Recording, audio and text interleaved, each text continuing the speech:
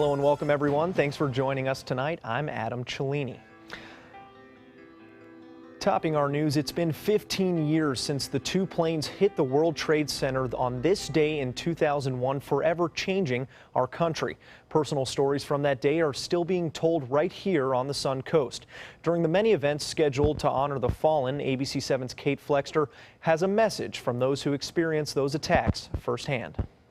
Thank you, Adam. There were several different events around the Sun Coast today to honor the victims of 9/11, but they all shared one common thread: to make sure this day is never forgotten.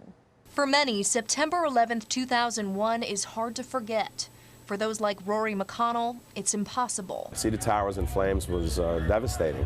When they were building them, I was a kid, and every time we went through the city or near the city, you were always looking at the towers going up. The Sarasota resident worked as a corrections officer in New York City at the time and was assigned to help the medical examiner's office in the days that followed.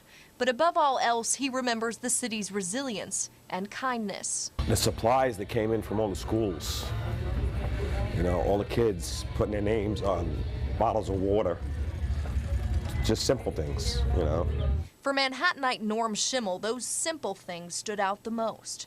For some, he says 9/11 was just a day, but for New Yorkers, it was months, even years. People walked around like zombies. The only thing you did is if you saw a first responder or something like that, or you immediately went into a store and got a bottle of water and brought it out to them. He recalls the deafening silence that followed when the city, constantly in motion, came to an eerie halt. The amount of sirens day and night was the only thing that broke the silence.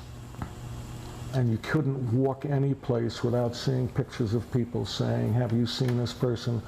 because of the non-acceptance of death or not wanting to accept death. Today, kids are learning about the Twin Towers in history books. And for Schimmel and McConnell, who lived it, the challenge becomes making sure that even generations who can't remember the day never forget. That's 15 years isn't anything. This is going to be forever.